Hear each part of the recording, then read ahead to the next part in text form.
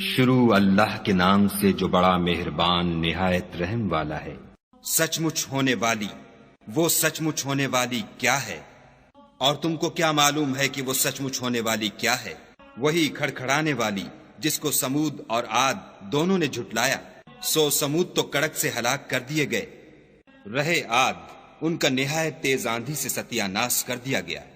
خدا نے اس کو 7 رات اور 8 دن ان پر چلائے رکھا، تو اے مخاطب تو لوگوں کو اس میں اس طرح ڈھے اور مرے پڑے دیکھے جیسے کھجوروں کے کھوکھلے تنے، بھلا تو ان میں سے کسی کو بھی باقی دیکھتا ہے؟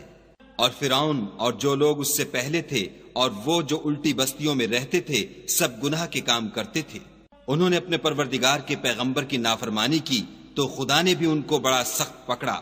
جب پانی طغیانی پر آیا تو ہم نے تم لوگوں کو کشتی میں سوار کر لیا تاکہ اس کو تمہارے لیے یادگار بنائیں اور یاد رکھنے والے کان اسے یاد رکھیں۔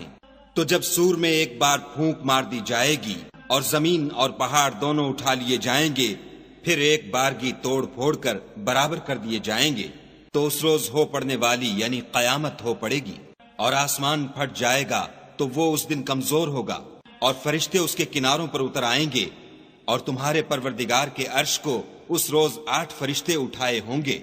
اس روز تم سب لوگوں کے سامنے پیش کیے جاؤ گے اور تمہاری کوئی پوشیدہ بات چھپی نہ رہے گی۔ تو جس کا اعمال نامہ اس کے داہنے ہاتھ میں دیا جائے گا وہ دوسروں سے کہے گا کہ لیجئے میرا نامہ اعمال پڑھیے، مجھے یقین تھا کہ مجھ کو میرا حساب کتاب ضرور ملے گا۔ پس وہ شخص من مانے عیش میں ہوگا، یعنی اونچے اونچے محلوں کے باغ میں جن کے میوے جھکے ہوئے ہوں گے۔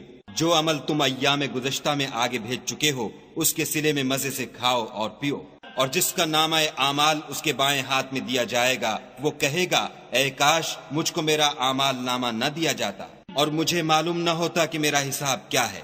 اے کاش موت ابد الآباد کے لیے میرا کام تمام کر چکی ہوتی، آج میرا مال میرے کچھ بھی کام نہ آیا، ہائے میری سلطنت خاک میں مل گئی۔ حکم ہوگا کہ اسے پکڑ لو اور طوق پہنا دو، پھر دوزخ کی آگ میں جھونک دو، پھر زنجیر سے جس کی ناپ 70 گز ہے جکڑ دو۔ یہ نہ تو خدائے جل شانہ پر ایمان لاتا تھا اور نہ فقیر کے کھانا کھلانے پر آمادہ کرتا تھا، سو آج اس کا بھی یہاں کوئی دوست دار نہیں، اور نہ پیپ کے سوا اس کے لیے کھانا ہے، جس کو گناہ گاروں کے سوا کوئی نہیں کھائے گا۔ تو ہم کو ان چیزوں کی قسم جو تم کو نظر آتی ہیں اور ان کی جو نظر نہیں آتی کہ یہ قرآن فرشتہ عالی مقام کی زبان کا پیغام ہے، اور یہ کسی شاعر کا کلام نہیں مگر تم لوگ بہت ہی کم ایمان لاتے ہو، اور نہ کسی کاہن کے مزخرفات ہیں لیکن تم لوگ بہت ہی کم فکر کرتے ہو۔ یہ تو پروردگار عالم کا اتارا ہوا ہے۔